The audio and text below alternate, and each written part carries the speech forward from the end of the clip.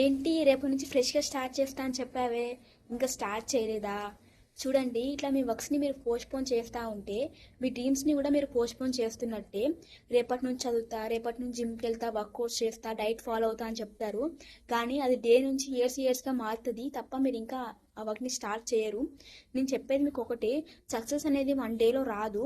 మీరు రోజు చేసే చిన్న చిన్న యాక్టివిటీస్ పైననే మీ సక్సెస్ అనేది డిపెండ్ అయి ఉంటుంది. నేను ఒక స్టోరీ చెప్పనా మీకు, మన రియల్ లైఫ్ స్టోరీయే.